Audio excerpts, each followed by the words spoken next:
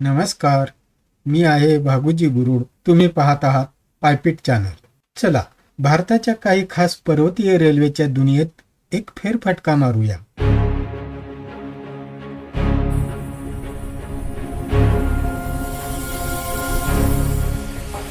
हे काही साधे वाहतुकीचे मार्ग नाही आहेत, तर अभियांत्रिकीचे जबरदस्त चमत्कार आहेत. तसं म्हणायला गेलं तर इतिहासाचे चालते फिरते नमुने आहेत. या रेल्वे मार्गाने भारताच्या दुर्गम प्रदेशावर कशी मात केली हे पाहणं खरंच खूप रंजक आहे. ही कल्पनाच किती भारी वाटते. भारताच्या उंच उंच आणि खडतर पर्वतरांगांना भेदून हे मार्ग तयार केले गेले. हे फक्त रेल्वे मार्ग नाहीत, तर माणसाच्या जिद्दीची आणि कौशल्याची एक गाथाच आहे, ज्यांनी अशक्य वाटणाऱ्या गोष्टी शक्य करून दाखवल्या. आणि सगळ्यात विशेष गोष्ट म्हणजे यापैकी बहुतेक रेल्वे मार्ग 100 वर्षाहून अधिक जुने आहेत आणि आजही व्यवस्थित सुरू आहेत. म्हणजे ते केवळ इतिहासाचे अवशेष नाहीत, तर एक जिवंत वारसा आहे, जो आजही हजारो लोकांना त्यांच्या अविस्मरणीय प्रवासाचा अनुभव देतो. चला तर मग सुरुवात करूया आपल्या यादीतील पहिल्या रेल्वेने. ही युनेस्कोच्या जागतिक वारसा स्थळापैकी एक आहे. पश्चिम बंगालमधली जगप्रसिद्ध टॉय ट्रेन. हे नाव ऐकल्यावर अनेकांना आपलं लहानपण आठवत असेल. तर हा मार्ग न्यू जलपाईगुडीपासून दार्जिलिंग पर्यंत तब्बल 88 किलोमीटर पसरलेला आहे. आणि विचार करा, तो 1879 ते 1881 या काळात बांधला गेला होता. हिमालयाच्या पायथ्याशी त्याची खरी ओळख आहे ती म्हणजे त्याची नागमोडी वळणे आणि उंची गाठण्यासाठी तयार केलेले खास लूप्स. आणि ही उंची बघा जरा. घुम स्टेशन 7218 फूट उंचीवर आहे. हे भारतातले सर्वात उंच रेल्वे स्टेशन आहे. यावरून कल्पना येते की ही ट्रेन किती अविश्वसनीय चढाई करत असेल. जमिनीपासून थेट ढगापर्यंतचा हा प्रवास खरोखर अद्भुत आहे. या प्रवासाचा अनुभव खरंच शब्दात मांडणं खूप कठीण आहे. एका बाजूला हिमालयाची बर्फाच्छादित शिखरं, दुसरीकडे नजर जाईल तिथपर्यंत पसरलेले हिरवेगार चहाचे मळे आणि त्यातून जाणारा ब्रिटिशकालीन वाफ्याच्या इंजिनाचा धूर. हे सगळं त्या तीव्र वळणावरून जाताना पाहणं एक अविस्मरणीय अनुभव आहे. आता जरा उत्तरेकडून थेट दक्षिणेकडे जाऊया, तामिळनाडूतील दुसऱ्या वारसास्थळाकडे. ही रेल्वे तिच्या एकदम हटके इंजिनिअरिंगसाठी आणि आजही वाफेच्या इंजिनाच्या वापरासाठी ओळखली जाते. ही रेल्वे मेट्टुपलियम ते उटी असा 46 किलोमीटरचा प्रवास करते. 1908 मध्ये पूर्ण झालेली ही रेल्वे एका खास कारणामुळे ओळखली जाते.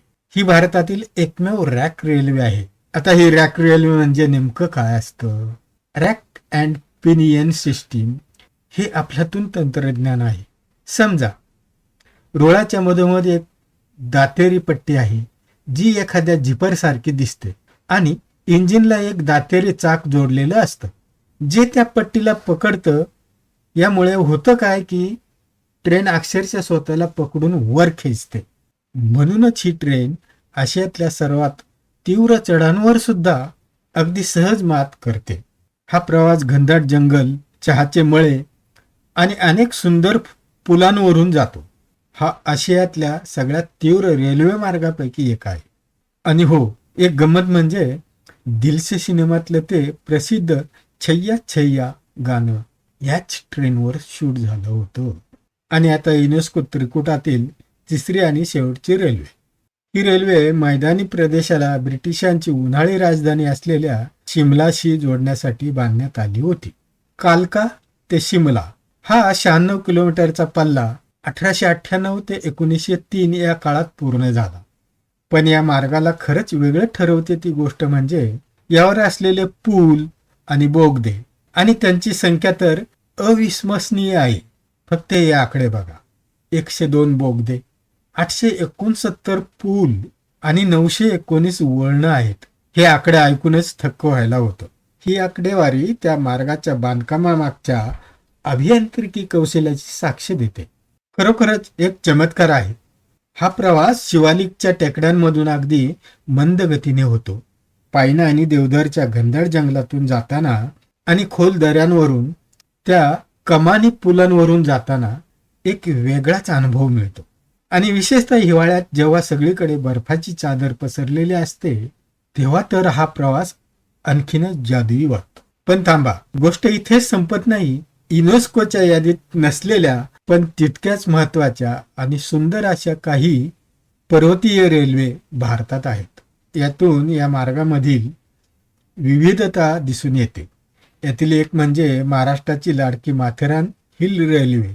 हा फक्त 21 किलोमीटरचा एक शांत प्रवास आहे, जो घनदाट जंगलातून जातो. आणि याची खासियत म्हणजे ही ट्रेन आपल्याला माथेरानला घेऊन जाते, जिथे गाड्यांना थेट परवानगी नाहीचे. डोंगरदऱ्यातून अनेक वळणे घेत ही ट्रेन डौलात वाटचाल करते. या प्रवासात निसर्गाचे मनमोहून टाकणारे दृश्य आपल्याला दिसते. त्या शांत वातावरणात पोचण्याचा हा अनुभव खरंच खूप वेगळा आहे. आणि दुसरी म्हणजे कांगडा व्हॅली रेल्वे. तब्बल 164 किलोमीटर लांबीची ही भारतातील सर्वात लांब नॅरो गेज लाईन आहे. इतक्या लांब मार्गाची देखभाल करणे हे एक आव्हानच आहे. पण त्या बदल्यात हिमालयाच्या ढोलाधार पर्वतरांगांचे जे विहंगम दृश्य प्रवाशांना मिळतं ते खरंच अतुलनीय आहे. या निमित्ताने 5800 स्क्वेअर किलोमीटरमध्ये पसरलेला कांगडा व्हॅली हा भूप्रदेश पाहण्याची संधी मिळते. कोकण रेल्वे 3 राज्यातून प्रवास करते: महाराष्ट्र, गोवा आणि कर्नाटक. प्रवासात 2000 ब्रिज, 91 टनेल लागतात. त्याशिवाय अनेक वॉटरफॉल्स आहेत. यामध्ये दूधसागर हा वॉटरफॉल सुद्धा समाविष्ट आहे. विशेषतः पावसाळ्यात कोकणातील निसर्गाचं दृश्य अत्यंत मनमोहून टाकणारं असतं. या सगळ्या प्रवासाच्या शेवटी एक गोष्ट लक्षात घेणं महत्वाचं आहे. या रेल्वे फक्त पर्यटकांचे आकर्षण नाहीत, तर त्या आपल्या भारताच्या सांस्कृतिक वारशाचा एक खूप महत्वाचा आणि अविभाज्य भाग आहेत.